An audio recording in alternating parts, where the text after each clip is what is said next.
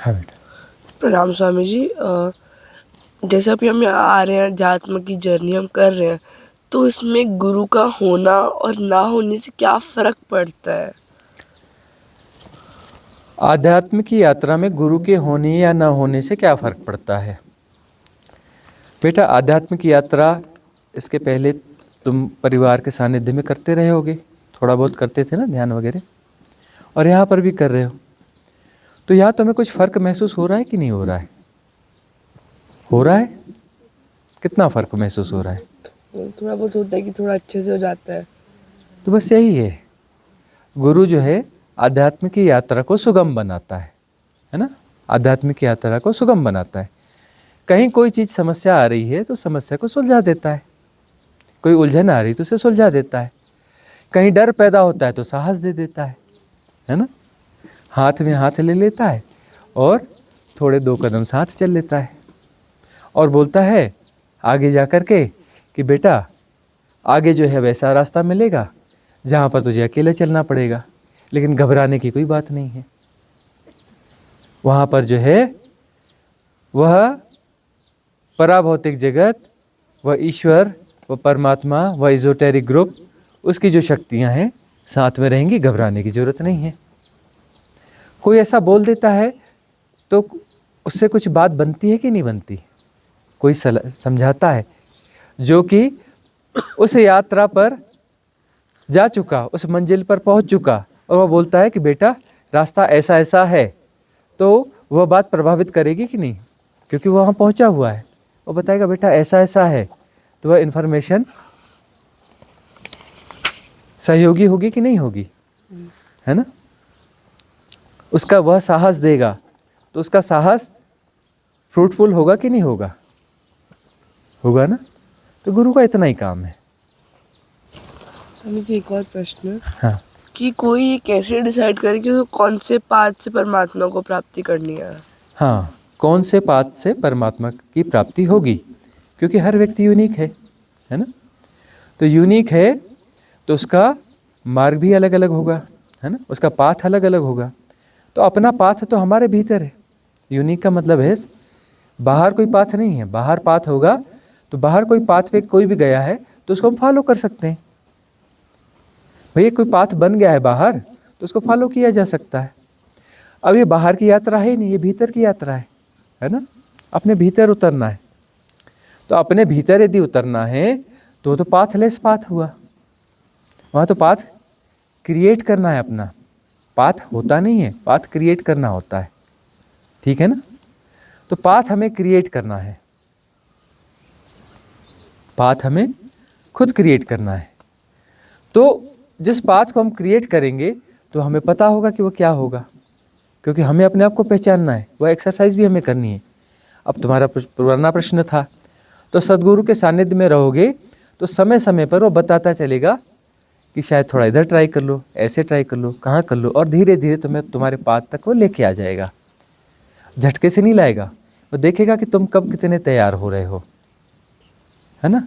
कौन सी संभावना तुम्हारे भीतर ज़्यादा बलवती है, उस आधार पर तुम्हें उस पाथ पर लाके फिर जो है वही हमने कहा ना कि गुरु हाथ पकड़ता है और 2-4 कदम साथ में चल लेता है। तो 2-4 कदम वहाँ तक चलता है, तुम्हारे पाथ तक पहुँचा देता है। उसके बाद वो कहेगा प्रेम गली अति साकरी जामे दुई न समाई। यह मार्ग जो है तुम्हारा प्रेम का मार्ग हो गया, राइट पाथ पे तुम आ गए। अब यह बड़ी सकरी गली है, यहाँ पे 2 नहीं आ सकते। तुम अकेले ही तुम्हें इस पे यात्रा करनी पड़ेगी और परम विस्तार को प्राप्त करना होगा, और परम विस्तार मुक्ति है। अगला प्रश्न किसी का है?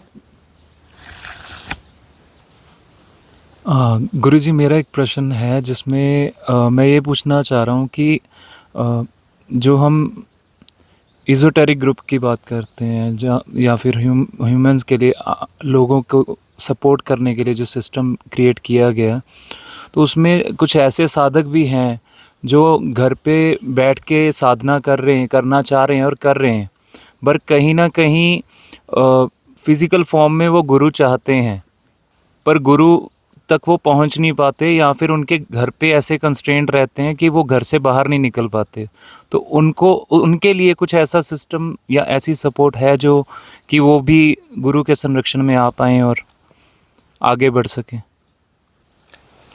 पहली बात यह है कि जिसकी जो पात्रता है वह उसको सदा मिला हुआ है। बगैर पात्रता के आपको कुछ मिलने वाला है नहीं, और जितनी पात्रता है उतना मिला ही हुआ है। अन्याय इस जगत में है नहीं। अब ये जो वर्चुअल प्लेटफॉर्म्स वगैरह आए हैं, क्योंकि हर चीज़ के, हर घटना के दो पहलू होते हैं, इसके नुकसान भी हैं तो फायदे भी हैं, है ना। और हम भी तो इस वर्चुअल प्लेटफॉर्म का उपयोग कर ही रहे हैं। तो इस वर्चुअल प्लेटफॉर्म के माध्यम से भी वह उपलब्धि हो रही है, वो लोगों तक ये चीज़ पहुंच रही है और लाभ हो रहा है। और रहा सवाल कि अब सद्गुरु के, गुरु के सानिध्य का सवाल, तो सानिध्य जो है कब मिलेगा? जब वहाँ तक की पात्रता विकसित हो जाएगी। ये पात्रता कैसे विकसित होती है?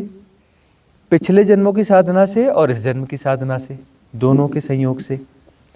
तो पिछले जन्मों की साधना जब अनफोल्ड होने लगती तो सद्गुरु तक पहुंच जाते हो। समझ में आता ही नहीं कि हम कैसे आ गए। हम तो बहुत ज़्यादा प्लान कर ही नहीं रहे थे, जाने कहाँ जा रहे थे और पहुंच कैसे गए वह समझ में ही नहीं आता। चमत्कार जैसा हो जाता है और आप पहुंच जाते हो। किसी धक्के से पहुंच जाते हो। धक्का लगा कहाँ से? धक्का कहाँ से आया? क्यों लगा धक्का? और कहाँ पहुंच गए और क्यों पहुंच गए? आना तो था नहीं यहाँ पर, तब भी पहुंच गए। तो पात्रता होगी ना तो पहुंच जाओगे। पिछले जन्मों की यात्राएं हैं, पिछले जन्मों की पात्रता है, वह अनफोल्ड होती है एक स्थिति के बाद में, वह अनफोल्ड होगी और पहुंच जाओगे। इस जन्म में जो साधनाएं कर रहे हैं, तो साधनाओं का जब उस वह तल पहुंचेगा, वह योग्यता पहुंचेगी, वह पात्रता होगी तो सद्गुरु के पास पहुंच जाओगे। और पात्रता बनी रहेगी तो सद्गुरु के साथ टिके रहोगे। पात्रता के यदि बनी रही और विकसित होती रहेगी तो टिके रहोगे। पात्रता में ह्रास हो जाएगा तो सद्गुरु से सानिध्य टूट जाएगा, टूट भी सकता है। पात्रता वापस श्रिंक होगी तो फिर दूर हो जाओगे, है ना। और फ्री विल है। सद्गुरु कभी नहीं बांधता किसी को, बांधेगा नहीं। दूर जाना चाहोगे कभी नहीं बुलाएगा वो।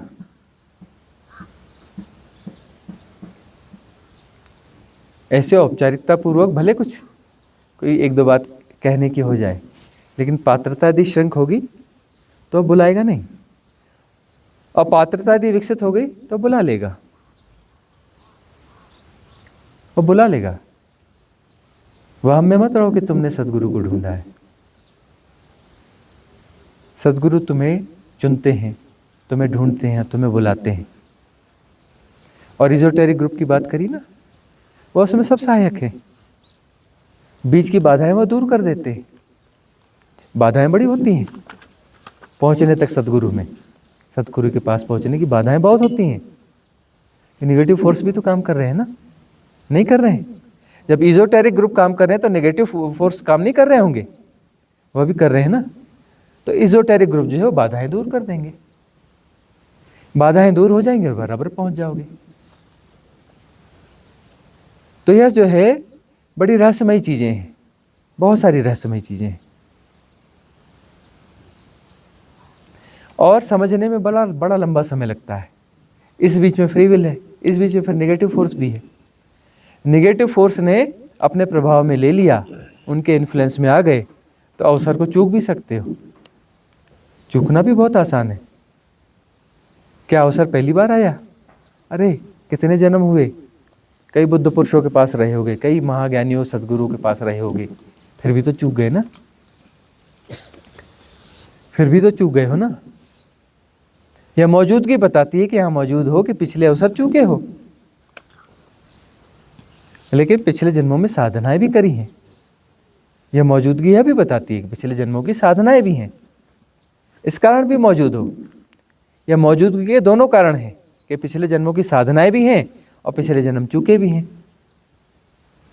और यहाँ की मौजूदगी यह भी बताती है कि पिछले जन्मों में बिल्कुल थोड़े से के कारण चूके हो, जरा से के कारण चूके हो। लगभग बात बन गई थी, बात बन गई थी और जरा से के कारण चूके हो। यहाँ वही लोग आएंगे, बिल्कुल जरा से एक कदम के कारण चूक गए और फिर से स्कूल का बस्ता उठाना पड़ा, फिर A for apple, B for bye, फिर करना पड़ा।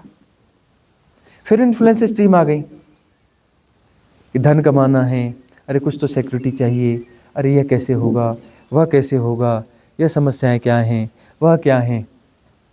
स्कूल का बस्ता उठाते ही ना उसमें सारी किताबें आ जाती हैं, सारी किताबें पढ़नी पड़ती हैं फिर यहाँ पर ना। ठीक है, पिछले जन्मों की साधनाएं अनफोल्ड होगी और फिर जो है शॉर्टकट से मिल जाएंगे। अनफोल्ड होने का मतलब वो शॉर्टकट से, लेकिन शॉर्टकट शुरू में नहीं मिलेगा। स्कूल के बस्ते में वो सारी किताबें आ गई, वो किताबें फिर से पढ़नी पड़ेंगी।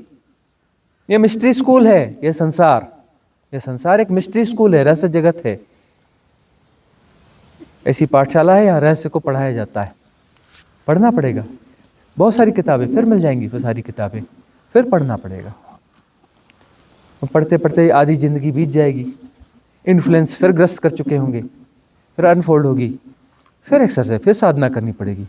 पिछले जन्म में थोड़ी सी बात बनती और बात बन जाती, थोड़े से के लिए, उस थोड़े से के लिए फिर इतना लंबा जीवन, फिर इतनी लंबी समस्याएं, फिर ये उल्टी सीधी उलझने, फिर इन्फ्लुएंस स्ट्रीम्स कि मेरा परिवार, मेरा यह, मेरा वह, यह समस्या, वह समस्या, फिर झूठ फरेब में फंसोगे, फिर लालच लोभ में फंसोगे, फिर ठगी करोगे और ठगे जाओगे, फिर उस सारे इन्फ्लुएंसेस में आओगे, फिर माया जाल रचोगे, खुद अपना माया जाल खुद रचते हो, फिर उस माया जाल को फिर तोड़ना पड़ेगा, वह श्रम फिर करना पड़ेगा। बिगाड़ा तो बनाना खुद पड़ता ही है, खुद ही बनाना पड़ेगा। यह जन्म लिया और इतनी यात्रा करी, जो गड़बड़ करी होगी उसको वापस रिसेटल भी करना पड़ेगा, खुद ही करना पड़ेगा। यहां पर जो है खुद ही करना पड़ेगा। सदगुरु प्रेरणा देंगे, सदगुरु प्रेरणा देंगे, करना खुद ही पड़ेगा, वह श्रम खुद उठाना पड़ेगा। जितना बिगाड़ा उतना खुद सुधारना पड़ेगा, वह व्यवस्था खुद जमानी पड़ेगी, वह संतुलन खुद बैठाना पड़ेगा। इस जन्म का भी जो किया कराया है, बहुत हवा में नहीं रहना, गोल्डन एरा जरूर है, लेकिन वह श्रम करना पड़ेगा। फिर वह सी चीज, वह साधना फिर अनफोल्ड होनी चालू होगी। सदगुरु उसको अनफोल्ड करता चलेगा, प्रेरणा देते चलेगा कि बेटा जो बिगाड़ा है वो बना ले, बना ले, नए झंझट मत पैदा कर, नई समस्या मत पैदा कर, छलांग ले ले। अंगुलीमाल ने भी छलांग ली, वाल्मीकि ने भी छलांग ली, डाकू थे और डाकू से क्या हो गए, महासंत हो गए, संत नहीं महान संत हुए। ले छलांग, करना सब तुझे ही पड़ेगा, लेकिन फिर उन्हें सब सेटल करना पड़ेगा, रीसेटल करना पड़ेगा, खुद ही करना पड़ेगा, खुद ही श्रम करना पड़ेगा। और वो सारा श्रम करने के बाद में वो करते करते करते पुरानी साधनाएं अनफोल्ड होने लगेंगी। फिर उस स्थिति में आके खड़े हो जाओगे और देखेगा सदगुरु उस स्थिति में वापस आके खड़े हो गए हो, फिर एक धक्का मारेगा, ये पार हो जा बेटा, वह कर लो, हम मौजूद हैं धक्का देने के लिए। वह आखिरी धक्का जहां से सारी समस्याएं समाप्त हो जाती हैं, सारा सेपरेशन डिसॉल्व हो जाएगा। वननेस, अहम ब्रह्मास्मि, शिवो अहम, और उसके भी पार महापरिनिर्वाण। अगला प्रश्न किसी का है? प्रणाम गुरुजी। गुरुजी मेरा प्रश्न थोड़ा प्रैक्टिकल है। जैसे बहुत से साधक हैं, वो सोचते हैं कि एकांत में साधना करें, और एकांत में और अंधेरे में, क्योंकि आखिरी में अंत में जब हम अपने अंदर छलांग लगाएंगे तो वो हमको, आपने जैसे बोला कि अकेले ही करना पड़ेगा और उस अंधेरे में करना पड़ेगा। पहले तो ज़्यादातर साधकों का जो शुरुआती दौर में मेरे जैसे हैं, उनका डर रहता है अंधेरे का। दूसरा होता है अकेला होने का डर, वो डर सबसे बड़ा डर है। ध्यान में जब हम जाने भी लगते हैं तो जैसे ही अकेले होने लगते हैं तो वो मन उछलने लगता है और कूद के हमको बाहर निकाल लाता है। तो इसकी प्रैक्टिस मेरे ख्याल से रात में की जा सकती है कि रात में अकेला हुआ जा सकता है, रात में अंधेरे में रहा जा सकता है। लेकिन एक विचार आता है स्वामी जी जो थोड़ा खलता है, अगर आप इसका वो कर देंगे तो मेरे ख्याल से बहुत सारे साधक फिर इस चीज़ को करने लग जाएंगे कि रात को कोई बुरी शक्तियाँ क्या एक साधक अकेला जब बैठा है उसके ऊपर हावी हो सकती हैं। प्रश्न बड़ा महत्वपूर्ण है कि जैसे ही साधना गहराने लगती है मन उछल कूद मचाने लगता है, कुछ अलग किस्म की उछल कूद, बहुत सारी हलचल समाप्त हो जाती है, बहुत सारी हलचल समाप्त हो जाती है, लेकिन अलग अलग किस्म की उछल कूद मचाने लगता है कि वो पूरे उसे बाहर ही ले आता है। ऐसी स्थिति में आ जाते हैं कुछ साधक, कुछ साधना छोड़ ही देते हैं, साधना ही छोड़ देते हैं, बड़े बड़े पॉज लेने लगते हैं। ऐसी स्थिति में आ जाता है कि मन की घबराहट इतनी हो जाती है कि अब कहीं छलांग न लग जाए, तो ऐसी छलांग लेता है उल्टी वाली कि साधना को पॉज ही कर देता है, पॉज कर देता है। ऐसी स्थिति में यदि अंधेरे की साधना की जाए, क्योंकि भय है ना, अब भय से मुक्त होना है। वह जो साधना छोड़ी जा रही है एक खतरनाक भय पैदा होगा कि अब तो गए काम से, डिजॉल्व हो जाएंगे, पता नहीं क्या है वहाँ परमात्मा जैसी कुछ चीज़ है भी कि नहीं है, क्या होगा, हम रहेंगे कि नहीं रहेंगे। भय भयानक हो जाता है, क्या करें। तो वह जो है साधना को ही पास कर देता है। अच्छा, भय जो है, अंधेरे में जाओ तो भय लगता है ना, और अकेले होने का भय, अकेले होने का भय लगता है। तो ऐसी स्थिति में यदि वहाँ जाते हैं, भय को फेस करते हैं कि भय वैसे ही है, और अंधेरे का भय तो अंधेरे में चले जाओ, अकेले होने का भय तो अकेले होने में चले जाओ, क्योंकि अंततः साधना अकेले होने की साधना है और अंततः साधना विलीन होने की साधना है। तो अंधेरे में तो सब कुछ विलीन हो जाता है, अंधेरे में क्या दिखता है, कुछ नहीं है ना, वह कुछ नहीं है, वननेस। इसलिए हम कहते हैं अंधेरे को डिवाइन डार्कनेस, डिवाइन डार्कनेस। वहाँ पर सारे सेपरेशन डिसॉल्व हो जाते हैं, कोई भेद नहीं रहता, अंधेरे में सिर्फ अंधेरा रहता है, सब एक हो जाता है, दो बचते ही नहीं वहाँ पर, दो बचते ही नहीं वहाँ पर। इसलिए भी अंधेरा डराता है क्योंकि वहाँ पर वननेस का ग्लिम्स है, वननेस हमेशा डराती है ना। तो वो जो है अंधेरा डराएगा, अकेलापन डरा रहा है, और वो साधना की उच्च स्थिति डरा रही है, मतलब डराने वाले सारे कारण एक जैसे हो गए। और वहाँ पर साहस करके अंधेरे में पहुँच जाओ, अकेले हो जाओ और साधना में चले जाओ। तीनों चीज, मतलब भय धन भय, तीनों भयों को जोड़ दो और सामने खड़े हो जाओ। उसे लड़ना नहीं है, उसे समझना नहीं है, उसे मैनिपुलेट नहीं करना है, बस है भय हो रहा है भाई, उठ जाओ, सुनना है मन की बात, उठ जाओ, भाग जाओ, लेकिन भागना है नहीं, करना कुछ नहीं है। मन बोलेगा गड़बड़ हो रहा है, सुनते रहो, समझना है ही नहीं हमको। मन बोलेगा इससे ऐसा हो जाएगा, न हमें समझना है, न उस पर एक्शन लेना है, कुछ करना है ही नहीं, हमें कुछ करना ही नहीं है। डरा, हम तुझे लड़े, हम तुझसे लड़ते भी नहीं, हमें तुझे समझना भी नहीं है, हमें तुम्हें समझाना भी नहीं है, न तुझे समझना है, न तुझे समझाना है, न तुझ पे रिएक्शन करना है, हमें कुछ करना ही नहीं है। होने दो जो हो रहा है, होने दो जो हो रहा है। अकेले होने का भय, अंधेरे का भय, साधना की ऊंचाई का भय, होने दो सारे भयों को, करना कुछ नहीं है। मन कुछ कर रहा है तो कर रहा है, जाना जा रहा है, उस भय को मल्टीप्लाई करेगा मन, और भय को हम जानते रहेंगे। मर जाएगा सुनाई पड़ रहा है, हमें समझना है नहीं कि मर जाएगा यानी क्या, हमें क्या लेना देना, समझना ही नहीं है। कुछ समझ में भी आ रहा है तो समझ को भी देखते रहो, उसके भी साक्षी हो जाओ कि मर जाने का क्या मतलब, कुछ समझ में भी आ रहा है तो उसके भी साक्षी हो जाओ, हिलना नहीं है वहां से। मर गए सुनते रहो, मर गए, है ना। अरे डिजॉल्व हो जाएगा, मर जाएगा, ऐसा हो जाएगा, वैसा हो जाएगा, हजार चीजें आएंगी, फिर मन अंतिम छलांग क्या लेगा, अबे भूत आया, क्या आया, भूत आया। मर जाएगा तो कोई दिक्कत नहीं, भूत ने तुझे पकड़ लिया तो तू गया काम से, हैक कर लेगा, तेरी आत्मा कब्जे में आ जाएगी। हाँ, काली शक्ति आ गई, यह आ गया, वह आ गया। मन आखिरी बिल्कुल उसका ब्रह्मास्त्र है, ब्रह्मास्त्र।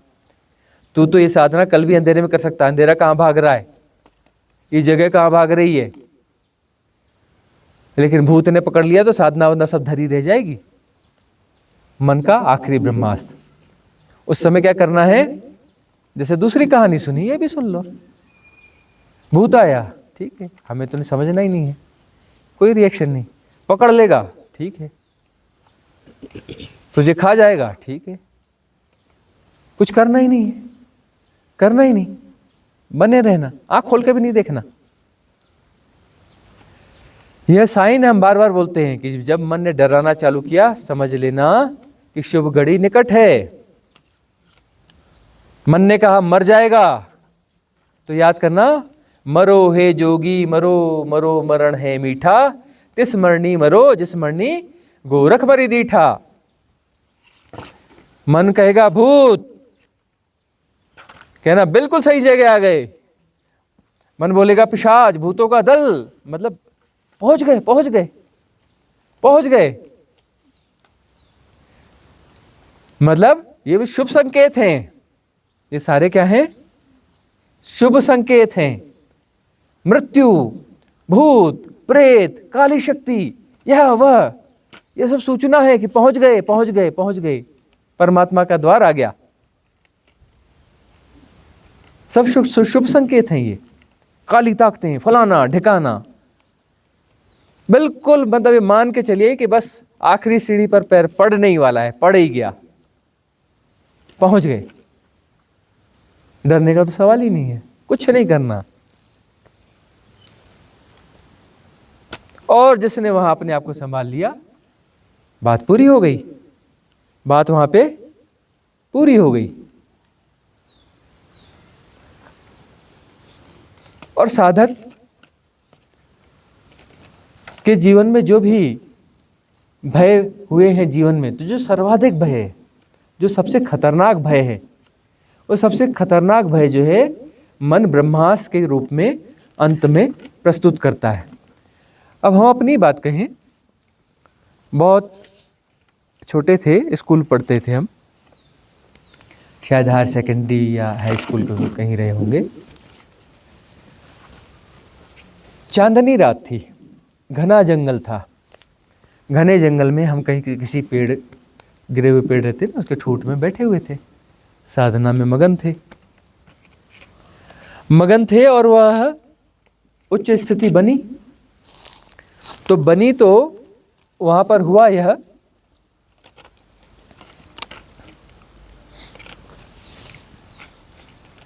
कि जो है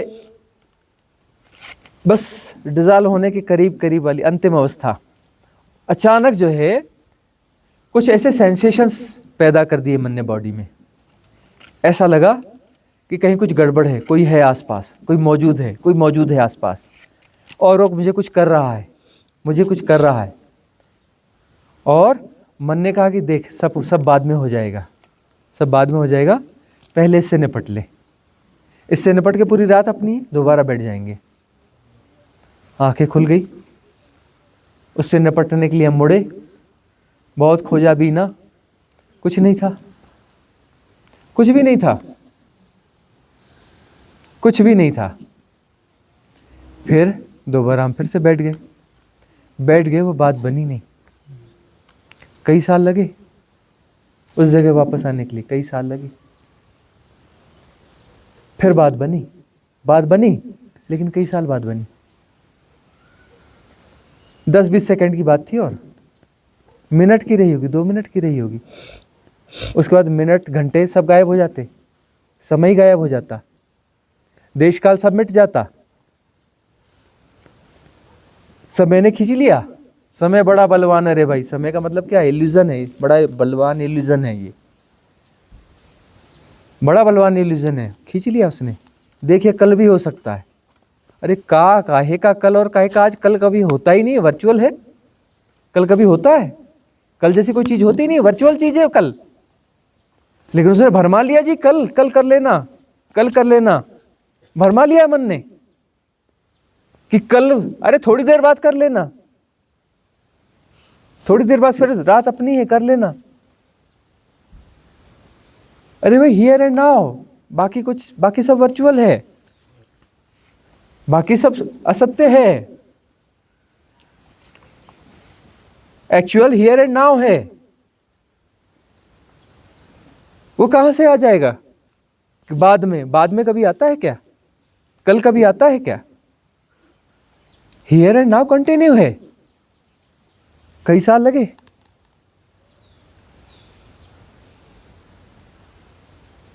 कई साल बाद फिर वो सिचुएशन आई।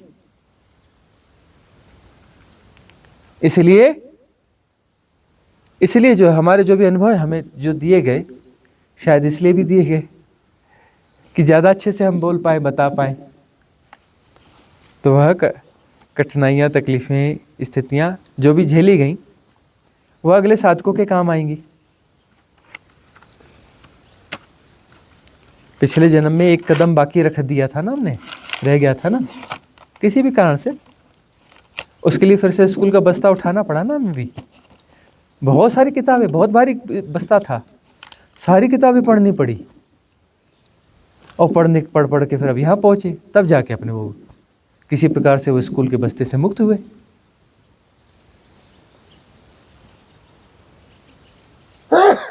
तो शुभ संकेत हैं, प्रश्न महत्वपूर्ण है, सबके काम आएगा। ये बड़ा शुभ संकेत है। काली शक्तियां, भूत प्रेत, बिल्कुल खुश हो जाना, आखिरी सीढ़ी आ गई है ना। कहीं कुछ पकड़ रहा है तब समझना कि और अच्छा, किसी को लगे गला दबा रहा है, बस हो गया ना, अब तो पहुंच ही गए, दबा ले, थोड़ी देर में सब कुछ नॉर्मल हो जाएगा। हालांकि गला वाला दबाने जैसा नहीं होता, वो तो नींद में होता है। नींद में मन की ताकत बढ़ जाती है तो गला दबाने जैसा महसूस होता है या कुछ होता है। आँख खोलो तो सब गायब हो जाता है। तो काली शक्तियों वाली ये बातें आएंगी, कहीं कुछ आएगा। जब भी ये ख्याल आए तो समझना कि बात बन रही है, शुभ संकेत आने लगे। ये सब शुभ संकेत हैं, इनको पहचान लेना। अगला प्रश्न किसी का है? आपका ही है? हाँ। तो साधक के जीवन में ऐसी बहुत सारी चीज़ें होती रहती हैं। अगला प्रश्न किसी का है तो वहाँ तक पहुँच जाना चाहिए, ये अवेयरनेस होनी चाहिए ना। बहुत देर से बहुत चीज़ें पहुँचती हैं।